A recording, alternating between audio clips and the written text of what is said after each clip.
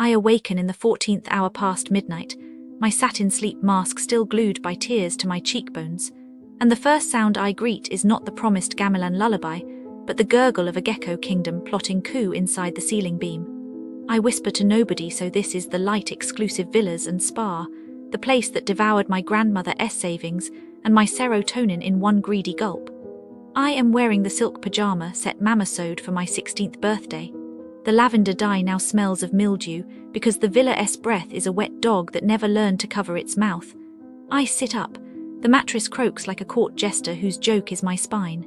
Every spring sings a different note of ache, so I am a xylophone of pain played by invisible hands.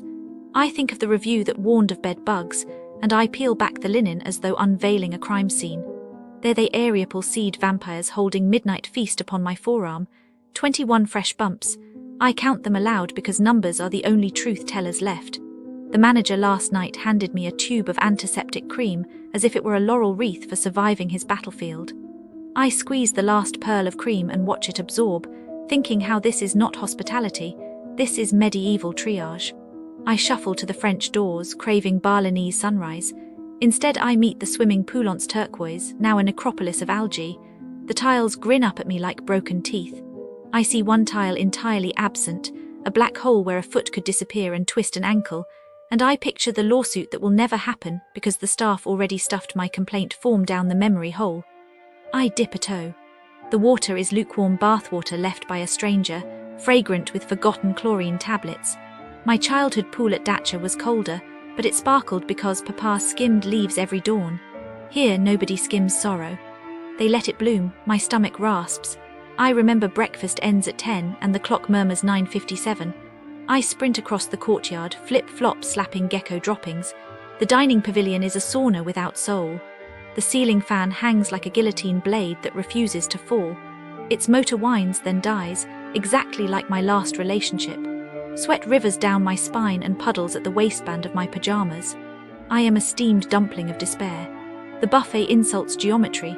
Scrambled eggs the color of dead teeth, pineapple slices curled into frowns, and a single pat of butter guarded by a server whose smile is a credit card declined. I request a second pat. He refuses, pronouncing one per villa, madam, as though butter is uranium. I want to explain that toast without butter is like barley without rice terraces, but my throat only makes the sound of a kitten drowning. I carry the lonely toast to a table where ants have formed a conga line. They march straight over my plate because even insects know borders are pretend here. The coffee tastes like cigarette water left in an ashtray overnight. I sip anyway because caffeine is the only parent I have left this morning. Each gulp scorches the papillae, so I map the burn like a surviving soldier maps shrapnel. This is why bad coffee matters. It tells your brain you deserve nothing finer, and soon you believe it. I retreat toward my villa, past the reception desk where the phone rings eternal unanswered. I imagine the caller on the other side may be a mother asking if her daughter is so fiend the ring becomes a lullaby for ghosts. The receptionist files her nails, lacquer bright as fresh blood. I wave, she looks through me as though I am window. This is how invisibility is invented, one coat of indifference at a time. Back inside, I need to flush yesterday's sins. The toilet handle limps in my hand, then snaps off like a wishbone that grants 0 wishes. Water rises, sluggish, carrying a bouquet of strangers' waste. I plunge my hand into the cistern because dignity is a luxury I can no longer invoice. Inside the plastic lap is calcified into brittleness. It cracks further under my touch. Businesses near the light-exclusive villas and spa, they can be tricky. Like tourists think they are safe, but then things happen. Let me tell you about some scams because I care about you and I do not want you to get tricked. First, money changers. Oh, they are sneaky. There was one near the light-exclusive villas and spa, and a tourist gave them dollars, but the guy counted wrong on purpose. Like he took some bills and hid them under the table. The tourist only noticed later, but what could they do? Probably felt stupid, maybe cried a little. And the scammer, still there, probably doing it to others. Then, shops selling fake things. Like you see a nice silver bracelet, and the seller says it is real, but it turns green after 2 days. Tourists buy it because they trust, but then they find out it is cheap metal.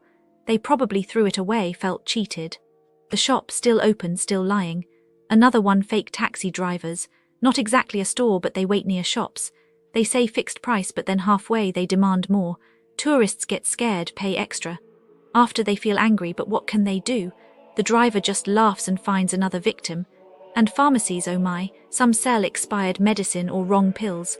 A tourist bought headache tablets, but they did nothing. Maybe they got sicker. The shopkeeper probably does not care, just wants money. It is sad, you know. The light exclusive villas and spa is beautiful, but outside people try to trick you. I wish it was different. Just be careful, okay? You are smart, you will see the lies, but still it is not fair. Businesses near the light exclusive villas and spa are, unfortunately, a lesson in disappointment. The area is plagued by inefficiency, poor service, and outright scams, making it a frustrating experience for travelers who expect even a basic standard of quality. Let us start with shopping centers. The Midtown Shopping Center is a perfect example of what not to do. Parking is a nightmare, spaces are always full, and management seems oblivious to the chaos they create. Visitors circle endlessly only to give up and leave, joining a long line of equally exasperated drivers. Inside, the mall feels abandoned, with an unpleasant odor lingering in the air. The restrooms are shockingly dirty, as if cleaning staff vanished years ago. Shops are overpriced, offering little of value, and even the security personnel seem hostile. One guest described walking in and feeling like they had entered a ghost town, empty, lifeless, and unwelcoming. Then there are the spas. Bava Spa Seminyak had potential until they decided to fumigate for mosquitoes while guests were still inside. The smoke poured in, choking the air, turning what should have been relaxation into a frantic escape.